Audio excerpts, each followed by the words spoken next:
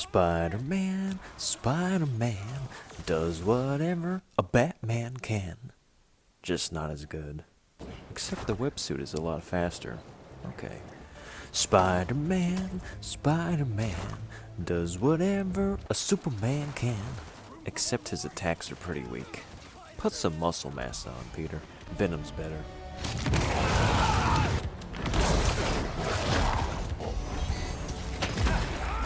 Spider-Man is very personal for a lot of people. He's a classic American superhero, an icon of New York City, relatable as a kid balancing school, work, romance, and saving the world.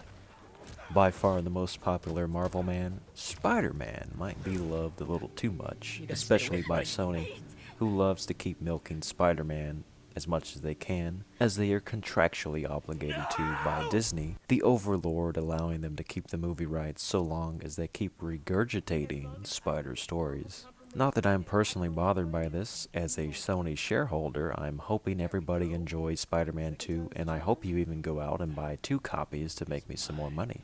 Spider-Man 2 is sure to please the most hardcore of Spidey sexuals out there, and I'll even give a non-biased opinion of my own and say that I enjoyed it too for the 30-hour runtime participation trophies. And now I'm ready to move on to something better. But first, let's take a look at what Spider-Man 2 does to improve upon the smash hit from 2018, as well as how it doesn't quite meet the mark that previous superhero games have set. I wasn't quite sure what to call this review, which I suppose means Spider-Man 2 is off to a good start, giving me conflicting feelings about the aspects that I like, and those that I remain skeptical of. Despite the praise around it and the people in my ear saying this game is a 10 out of 10, which it is certainly not. I started off with Spider-Meh, because Insomniac's take on Marvel's most popular hero has always been just a distraction from their true talent as a developer, making first-person shooters unlike anything else out there. It turns out they're good at making silly superhero games too, mostly because their physics engines are top-notch, an Insomniac specialty as always. So then almost right away I started enjoying Spider-Man 2 much more than I did 2018 and Miles Morales, the PS5 tech demo that it was. I expected to go the Spidey simp route and call it the spectacular sequel, which it is whenever you're flying around in the moonlight, or slapping around these big-ass bosses. After all, these are some of the best graphics we've ever seen, at least in terms of ray tracing and fidelity. The art style isn't anything new, and assets are still reused from the PS4 game. But visually, there's no denying that New York City has never looked better in a video game, and the costumes are seamless, almost indistinguishable from real life in a convincing way that the movies with their CGI blend could never be. But beneath the mask, you begin to ask yourself, what does Spider-Man 2 do as a playable video game that we haven't seen and done before in other Spider-Man games, both Insomniac and Activision included, and the highly lauded Batman Arkham pioneers, games that should need no introduction for what they've done for superhero games, particularly with their patented free-flow beat-em-up combos. If innovation does deserve credit, which it does, if praise is given to the new, then the opposite is also true. So what does copycat behavior deserve? Stop and ask, would you love Spider-Man as a game if all you had was the generic comment formula that someone else did first and foremost, but without the web slinging attached? Probably not. And it's here that you realize the obvious shortcomings of these Insomniac Spider-Man games. The combat is snappy but quickly becomes formulaic and repetitive. The city is broad and beautiful across the horizon, but superficial under the skyline. The story is good escapism, but you've seen this movie before, just with these parts rearranged. The game is too simple even on hard mode, and then you unlock ultimate mode, but without New Game Plus at launch, so you've spent $70 for a 25-hour sequel with no real incentive to replay it. There may be reasons for the $70 justification, but there are also better options out there when you consider that Spider-Man 2 just steals elements from 2018 and older Spider-Man games, and especially from the Arkham Collection, which was on sale on the PlayStation Network for only $10 last year, and has 3 full games with much more content packed in. Of course, it's not fair to hold it against Spider-Man that Batman had the drop-step elbow so that Spider-Man can fling himself around and shoot webs like a pussy, but it is fair to compare them when many of these shared systems function more intuitively in Arkham games. If I was Rocksteady, I might consider suing these guys for stealing their designs. Even if you can't be sued for stealing an idea, you should sue when someone takes that idea and makes it weaker. Let's start with the combo system. Combos are objectively easier to perform and maintain in Spider-Man because you always get an indicator when attacks are about to land, and because you can remain aerial and out of harm's way from most attacks. Dodging and sliding under enemies is easy and slick at the press of a button, which it should be, although this removes any need to micromanage enemies around you, especially when the AI is typically forgiving, spaced out so far apart for you to slingshot back and forth from pillar to post. This system is actually pretty freeing, what with the zip-to-point mechanic that allows you to almost be two places at once, like the incredible fast travel system grants you, which is the best ever fast travel in a game. But functionally, getting combos in Spider-Man 2 is not as rewarding as in Arkham, because your attack power and speed don't get significant boosts like they do in those games, which you'll need in order to counterbalance the strength of the enemies in your way. Nor do the finishers seem to change much at all even when you're at a 100 times streak. In Arkham, the risk and reward of going on a long combo is that Batman progressively power scales in all aspects the higher his hit count increases. Dealing with enemies is far more strategic here because you have to find ways to actually disarm enemies and dodge out of the way of attacks that could kill you in one hit, and create space in order to get combos going and start chaining them together to crowd control, where enemies swarm you with aggression. In Spider-Man 2, they like to give you docile enemies with a space already created for you, which is fine for what it is, a good game with accessibility settings for casuals. And there's nothing wrong with the way this formula operates in and of itself.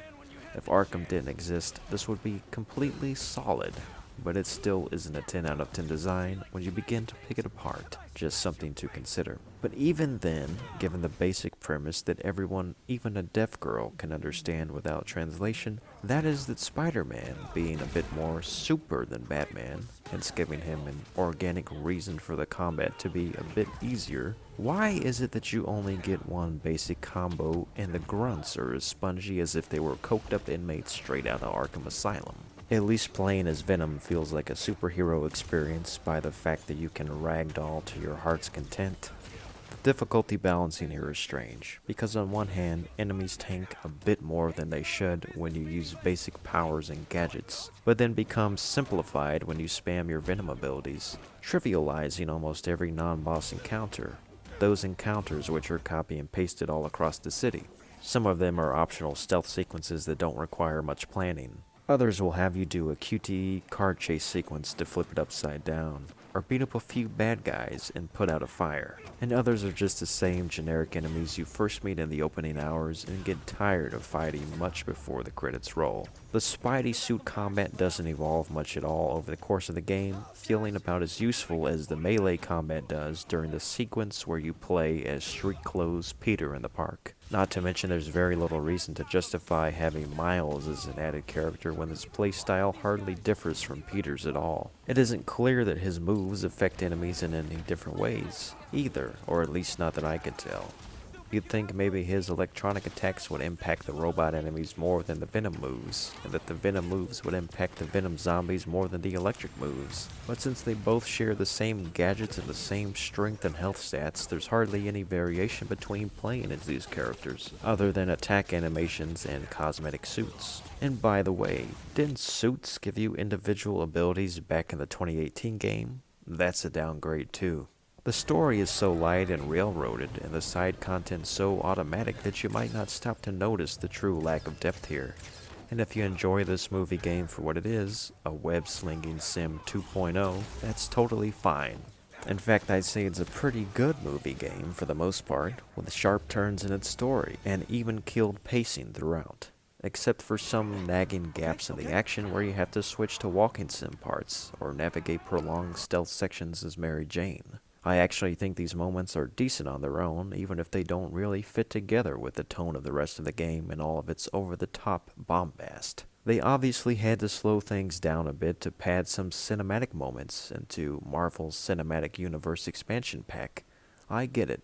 I just would rather watch the actual movies alone and not have my playtime ground to a screeching halt to sit and listen to corny characters that I don't much care for. At least Yuri Lowenthal is a charismatic actor as always. In fact, I would say give a round of applause to the entire cast for giving excellent voice work to a sometimes dodgy script. Without them and the amazing animation work, the story and characters would feel lifeless along with the world. The main story is decent because the writers understood the role that each character plays, even if they go off on tangents about weird societal norms, not concerning the Save the World plot.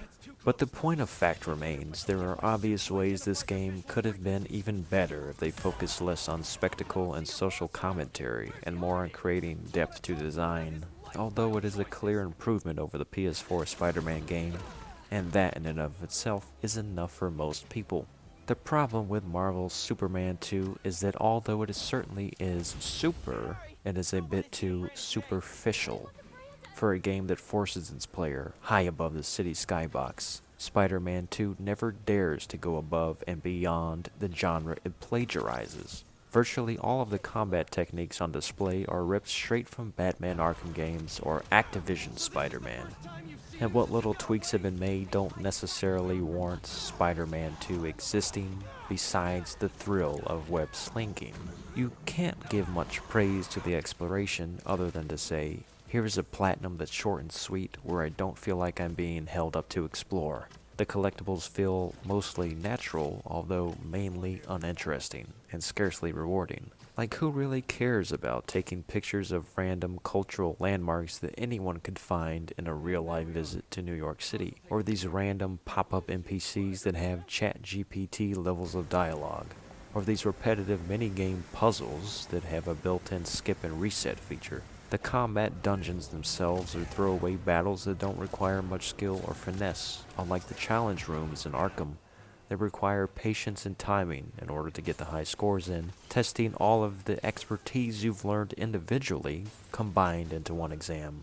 The wasted potential is on full display in little moments, like when Peter has a shoot-around game with Harry and never misses a shot because of his flawless Spidey vision. What if they had allowed you to dunk that shit with full force, given the fact that Peter is sprung like a spider and hence extremely athletic? That could have been a comic moment and even a possible fun minigame, such as the pickup games at Rucker Park where you could have been dunking all over fools. But instead, they did nothing with it. Of course, New York City is perhaps the perfect playground for traversal with some of the best ever navigation mechanics in video game history, built from the ground up to the sky. But what unique personality does this city have compared to any other place with the skyscrapers? So if the open world, although pretty, is contingent on the game physics, how special and unique is that world? This isn't the Lands Between, or Tucson. It's an 8 out of 10 world design at best, and honestly that's as good as it could ever be for a large world in size, but small in scope, built only to facilitate web slinging and not much more. Beyond some random acknowledgments from street denizens, there's no interactivity on the streets of this New York City. And besides, how often do players actually come down here to check on detail and try to mingle? I always ask, is there space between the space? Here in Spider-Man 2, not really. If this game looked as poor as 2004 Spider-Man 2, would you love it as much pound for pound? For all of the incredible draw distances and rendering, there isn't much to do inside of the box. Which is why it's a brief 30-hour platinum with about half of that devoted to story, and half for cleanup with no New Game Plus at launch, and not even a method for changing the time of day at launch. What were they thinking? The best thing about Spider-Man 2 is its boss fights, which are generally good fights for a superhero game, even if they go on a bit too long with all of these multiple phases. There's a good amount of fights and fanfare among them, even if Kraven is basically a verbatim copy of Thor from God of War Ragnarok, even quoting some of his lines word for word about his opponent not showing his true strength. I don't want to spoil too much for this game, since the main draw is the story and the few surprise villains that show up. But these fights are legitimately entertaining, and for all of the bashing and comparisons that I make to Batman Arkham, a lot of these are better than any boss fights we saw in those games, which is a nice improvement. A lot of people are saying the story is safe and lazy, which is kind of true since most of the work has been done for them through the comics, and they didn't exactly take too many risks or get too edgy like Batman has done in various media, because of course Spider-Man 2 is supposed to be a feel-good superhero. But I do think there are some nice twists in the middle arc of the story of Spider-Man 2, and once again, the game is carried by its performances and the narrative of Venom. So I do think the story is probably a 7 out of 10 overall, because I'm also factoring in writing into the equation, as well as the plot contrivances which push it down a bit. It's enjoyable and sets up the inevitable sequel which we knew was coming no matter what. I don't mean to be the apocalyptic destroyer of the Spidey fans out there. I'll be nice and meet you all in the middle, scoring this game in terms of inches of venom. As I prophesized, Spider-Man 2 is a decent game, a 7 out of 10, an improvement in many ways from the PlayStation 4 predecessor, and finally a true display of what the PlayStation 5 engine is capable of on a technical level. Also keep in mind that I am a harsh critic, and what I give a 7 out of 10 may be different than what you give a 7 out of 10, but it's still a 7 out of 10. Solid, safe, but nothing spectacular. Too much movie game shit.